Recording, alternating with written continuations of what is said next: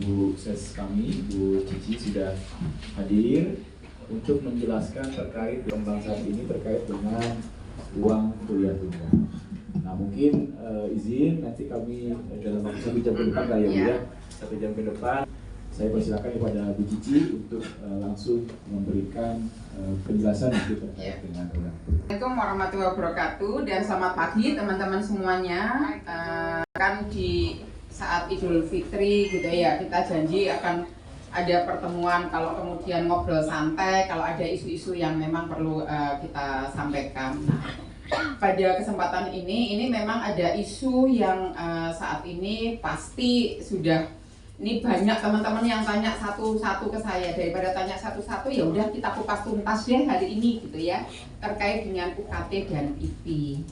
Jadi terkait dengan UKT dan IP ini memang kita di dalam Undang-Undang IP, Undang-Undang 12 tahun 2012 itu ada kewajiban bagi kementerian untuk menyusun standar satuan biaya operasional perguruan tinggi. Nah, penyusunan standar satuan biaya operasional perguruan tinggi ini harus direview secara reguler. Artinya bahwa karena kita bicara standar satuan biaya operasional, ini adalah kebutuhan biaya untuk menyelenggarakan pendidikan tinggi, dalam hal ini setiap rumpun ilmu prodi gitu ya, dalam upaya menjaga mutu gitu ya. Dan mutunya itu sebenarnya untuk memenuhi standar mutu minimal yang telah ditetapkan oleh kementerian, yaitu SNDP gitu kan. Nah, di setiap, oleh karena itu, karena kita juga tahu bahwa dinamika perguruan tinggi atau kebijakan kementerian terkait dengan pendidikan tinggi kan tidak mungkin stuck dalam sepanjang masa. Pasti ada inovasi-inovasi atau perubahan-perubahan kebijakan, terutama pada saat ini. Jadi SSBOPT itu pertama kali disusun di tahun 2019 dan sehingga masuk di dalam Permendikbud 25 tahun 2020. Nah, kemudian tahun 2023 itu kita review kembali. Kenapa perlu kita review? Karena kita tahu di dalam pemerintahan Indonesia Maju ini, gitu kan, Menteri Pendidikan Kebudayaan, Riset dan Teknologi punya terobosan dalam upaya melakukan transformasi pendidikan tinggi. Melalui apa? Melalui kebijakan Merdeka Belajar. Di mana di dalam kebijakan Merdeka Belajar ini ada beberapa agenda ini ya, pendidikan yang menurut saya ini sesuatu yang luar biasa. Salah satunya adalah menetapkan 8 IKU. Di mana dengan penetapan 8 IKU itu untuk mengukur, selain mengukur output untuk menjamin lulusan perguruan tinggi itu bisa berdaya saing gitu ya, menjadi lulusan yang unggul, tapi juga kemudian berimplikasi pada kemudian perubahan di dalam metode pembelajaran. Karena IKU 7 itu menunjukkan bahwa mata kuliah atau pembelajaran inovatif atau pembelajaran yang berbasis kolaboratif. Kan itu kalau itu dijadikan IKU berarti kan masih harus ada perubahan aktivitas. Itu yang pertama terkait 8 IKU. Yang kedua ini adalah terkait dengan MBKM, Merdeka Belajar Kampus Merdeka. Nah, pada saat penerapan MBKM tahun pertama kita kan nggak mungkin melakukan ini karena kita evaluasi dulu. Nah, setelah MBKM itu berjalan 3 tahun, ternyata memberikan dampak yang luar biasa kepada mahasiswa. Karena apa? Dengan kebijakan MBKM ini, mahasiswa diberikan kesempatan untuk kemudian pengalaman belajar di luar kampus selama 1 semester sampai 2 semester. Dan ini dari hasil evaluasi kita, mahasiswa-mahasiswa produk atau alumni MBKM ini ternyata mempunyai tingkat kompetensi yang lebih baik, masa tunggu mendapatkan pekerjaannya juga lebih pendek, kemudian gaji pertamanya juga lebih tinggi dibandingkan rata. Artinya bahwa kebijakan ini kan berdampak baik, berdampak positif untuk meningkatkan daya saing lulusan. Nah, setelah kita evaluasi itu berarti kita kemudian mengatakan nih, berarti kebijakan MBKM ini mau tidak mau harus diinternalisasikan ke dalam sistem pendidikan yang ada di perguruan tinggi. Caranya apa? Ya harus menjadi bagian dari sistem yang ada di program studi. Oleh karena itu, kita melakukan review terhadap standar satuan biaya operasional perguruan tinggi dengan melis aktivitas-aktivitas apa saja yang harusnya memang wajib diakomodasi di dalam proses pembelajaran. Kalau di tahun 2020 lalu itu kan aktivitasnya hanya misalnya kuliah, praktikum di laboratorium, kuliah kerja lapangan, PKL, praktek kerja lapangan, kemudian penelitian itu skripsi, begitu ya, sampai pada kemudian wisuda. Tetapi sekarang kan tidak bisa lagi seperti itu. Karena kalau kemudian perkuliahan, ya kuliah tidak hanya di kelas, tapi kan kita harus melakukan metode pembelajaran yang kolaboratif. Berarti kalau sebelumnya satu kelas itu isinya 50 orang, gitu ya, hanya butuh satu dosen, betul tidak? Dengan metode kolaboratif ini kan bisa saja metode FGD, bahwa mereka harus dipandu oleh beberapa orang, mereka juga harus mendatangkan praktisi mengajar, kan berarti kita butuh juga pakar untuk kemudian mengajar di perguruan tinggi di program studi. Itu kan salah satunya. Atau untuk metode ini mereka harus menggunakan project base, gitu kan? Atau kan case study kan project base. Nah, project base kan selain kerja di dalam kan anak-anak juga harus melakukan pekerjaan di luar kampus, gitu kan, melalui pengerjaan project. Ini pasti sangat mempengaruhi aktivitas, jenis aktivitas yang ada di program studi dan komponen biaya yang ada di program studi. Itu yang pertama. Yang kedua MBKM dengan praktek baik dan hasil yang sudah, menurut saya ini melebihi ekspektasi yang kita harapkan, begitu ya. Maka berarti aktivitas yang kemudian mahasiswa ini harusnya punya pengalaman 1 semester sampai 2 semester di luar kampus kan sudah menjadi praktek baik. Harusnya kita masukkan ke internalisasikan ke dalam sistem. Nah, konsekuensinya itu kan berarti menjadi komponen aktivitas yang baru. Oleh karena itu kita mereview kembali SSBOPT yang tahun 2020. Kita review kembali. Nah, setelah kita review kembali, memang kemudian kita mengeluarkan Permendikbud 2 tahun 2024 sama Kepmendikbud nomor 54 tahun 2024. Itu yang mengatakan bahwa SSBOPT kita itu sekarang berubah loh, komponen kriteria atau parameter untuk pembiayaannya, gitu ya. Nah, dari situ kita keluar satuan SSBOPT yang dijadikan dasar untuk menghitung BKT. Jadi biaya kuliah tunggal. Artinya dari SSBOPT itu sebagai dasar kita untuk berarti biaya kuliah tunggal untuk 1 semester pada prodi dengan karakteristik yang berbeda-beda itu adalah sekian. Jadi tidak bisa sama BKT setiap program studi, walaupun program studinya sama. Kalau akreditasinya berbeda, ya pasti berbeda dong, karena ini menyangkut kualitas. Kalau wilayahnya berbeda, ya kan kita juga harus memperhitungkan indeks kemahalan wilayah, gitu kan? Kita ketemu BKT.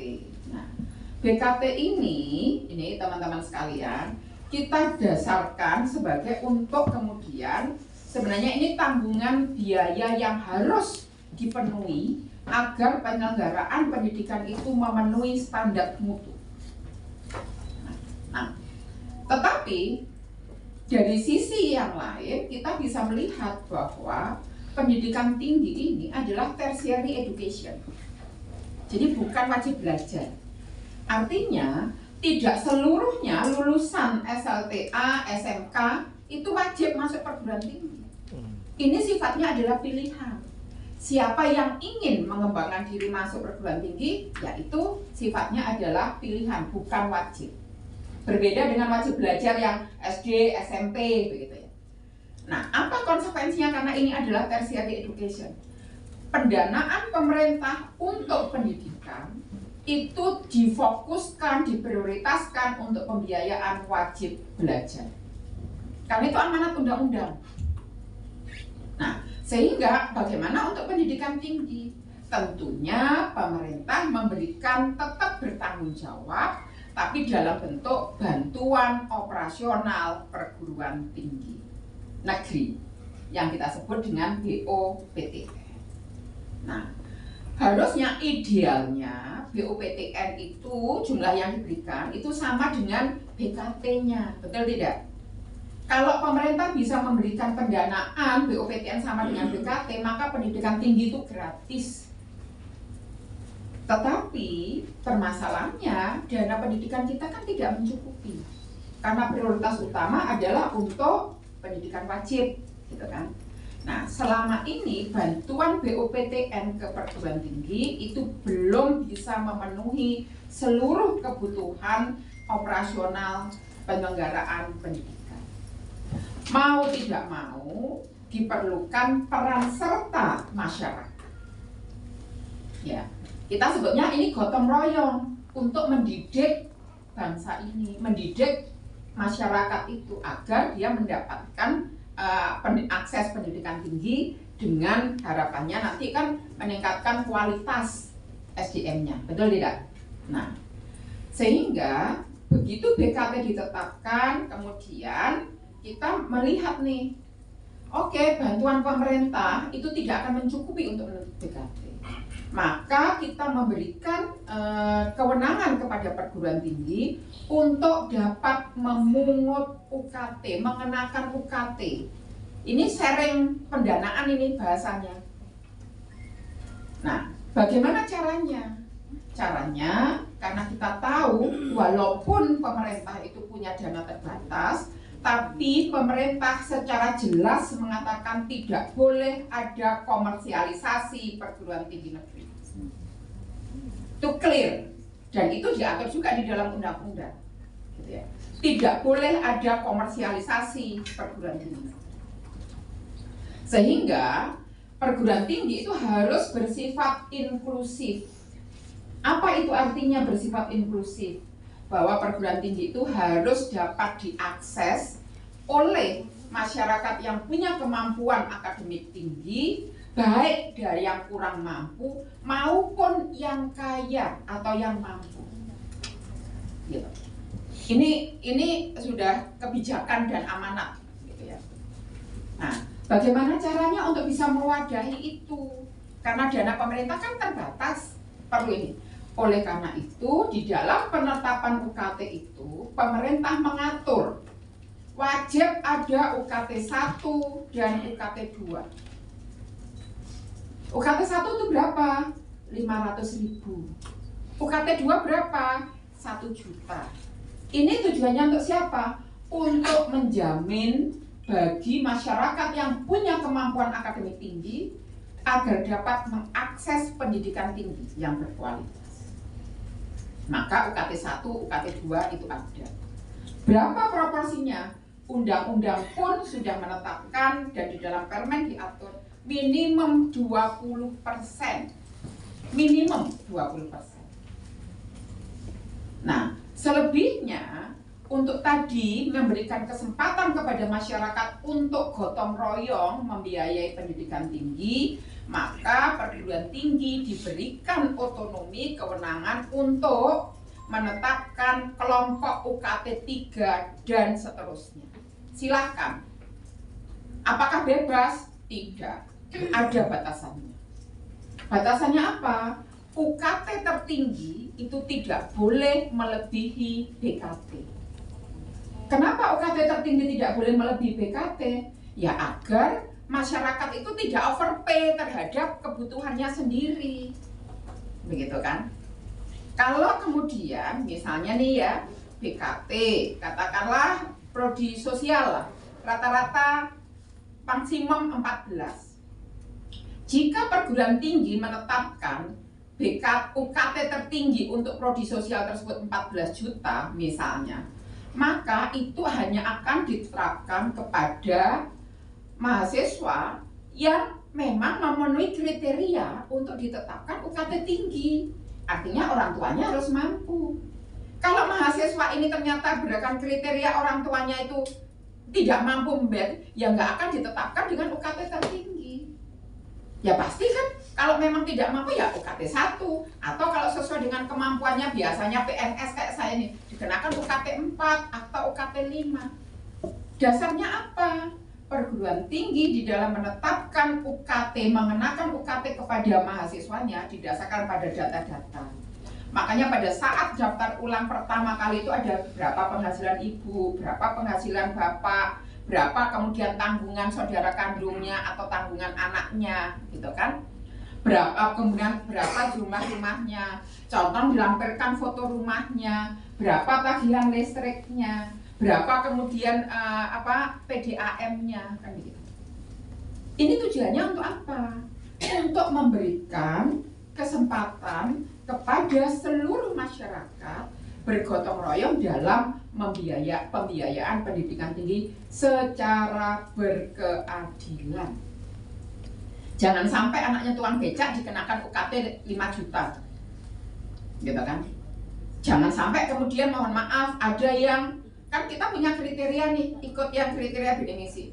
Yang dimaksud dengan golongan kurang mampu itu adalah yang penghasilan orang tuanya maksimum itu adalah 4 juta. Atau PJP atau rata-rata pendapatan penghidupan untuk per anggota keluarga itu tidak boleh lebih dari 750.000. Kalau misalnya saya penghasilan saya 5 juta, tapi anak saya itu 5, dan kemudian kan ada ayah dan ibu, 5 juta dibagi 7, itu berapa nilai? Di bawah, misalnya di bawah 750, ya dia tetap masuk kelompok yang UKT 1 dan 2. Jadi itu. Jadi kalau kemudian, nah ini permasalahannya semua saya melihat kita ini ingin mencerdaskan kehidupan bangsa. Ini amanat undang-undang, gitu ya. Bagaimana caranya dengan keterbatasan keuangan negara ini? Caranya ya dengan cara ini, pengenaan UKT berkeadilan. Kalau misalnya kita tahu, kita punya ada beberapa misalnya mahasiswa yang orang tuanya mampu dapat kemudian membayar dengan UKT tertinggi, gitu, yang sama dengan BKT, paling tidak bantuan pemerintah itu dapat diberikan untuk memperbanyak akses yang kurang mampu. Karena apa? Yang mampu ini bisa membiayai operasionalnya sendiri, kan begitu ya? Tetapi secara umum kalau Anda melihat memang ada beberapa perguruan tinggi yang menetapkan batas UKT tertingginya itu sama dengan BKT. Tapi lebih banyak perguruan tinggi yang menetapkan batas UKT tertingginya itu masih jauh di bawah BKT. Nah, yang ramai sekarang ini yang disoroti kan hanya beberapa perguruan tinggi yang batas UKT tertingginya itu sama dengan BKT, itu satu. Yang kedua, mereka hanya melihat batas UKT tertingginya saja. Mereka nggak melihat distribusi UKT 1, UKT 2, UKT 3, UKT 4, UKT 5, UKT 6, UKT 7. Dilihatnya itu hanya yang paling tinggi. Padahal ini saudara-saudara semua nih, rekan-rekan, ikhlas nggak kalau mohon maaf nih anaknya direktur misalnya di Kementerian Keuangan, kemudian dia minta UKT-nya 5 juta, adil enggak? Tidak adil. Tapi faktanya itu terjadi, gitu kan? Nah, oleh karena itu saya mohon bantuan rekan-rekan ini untuk bisa mendiseminasikan, juga memberikan sosialisasi, karena kami ini kalau saya sendiri kan nggak mungkin ngomong ke satu persatu seluruh masyarakat Indonesia gitu ya. Lulusan perguruan tinggi, lulusan SMA itu 3 juta orang. Tapi kalau melalui teman-teman media itu akan lebih mudah tersampaikan. Gitu. Nah, sehingga sekarang ini kalau kemudian banyak yang rame, karena mereka tuh sebenarnya belum tahu bagaimana implementasinya. Penerapan UKT ini sebenarnya tidak berbeda dengan yang pada saat Permendikbud 25 tahun 2020. Sama persis. Tetapi pada saat itu karena langsung COVID gitu kan. Walaupun kita keluarkan Permendikbud, kita juga punya aturan. Oke, sementara tetap Permendikbud tidak boleh naikkan UKT. Bahkan UKT untuk semester 9 dipotong menjadi 50%. Itu karena apa? Karena situasi KLB, kondisi luar biasa yang harus diambil oleh pemerintah. Nah, kalau kita ini ingin menjaga kualitas pendidikan tinggi ini supaya benar-benar bermutu, memenuhi dengan standar nasional pendidikan tinggi, ya kita tidak bisa, pemerintah tidak bisa sendiri, perlu gotong royong dengan masyarakat. Dan bahkan sebenarnya, mohon maaf, BKT itu, SSBUPT itu kita tetapkan untuk memenuhi standar minimal. Padahal sebagian besar perguruan tinggi kita itu standar mutunya sudah di atas standar minimal tersebut. Tentunya begitu semakin bermutu, konsekuensinya apa? Kan nggak bisa Anda cantik dengan modal 100.000, betul nggak? Betul. Nah, kan begitu kan? Nah, gitu ya, budaya. Kalau kemudian ini masyarakat anaknya masuk TK internasional bayar mahal, bangga, gitu kan? Dikenakan UKT 12 juta per semester, itu pasti protes. Mintanya UKT-nya yang murah. Nah, padahal Anda tahu biaya operasional untuk penyelenggaraan pendidikan dasar dengan pendidikan tinggi lebih mahal mana ya? Kan boleh sarjana, paling sarjana magister. Lah kalau di perguruan tinggi gurunya minimal magister, bahkan dituntut kurang difahami, disadari oleh pemangku kepentingan kita di pendidikan tinggi, kepentingan masyarakat, bukan pemerintah. Saya kira itu penjelasan santai seperti ini menjadi permasalahan yang clear sehingga informasinya itu menjadi lebih balance. Dan justru kami minta bantuan nih seluruh rekan-rekan media untuk bisa mendiseminasikan perubahan atau pemahaman terkait dengan perubahan UKT IP ini secara lebih bijak, proporsional, dan objektif. Begitu. Saya kira itu.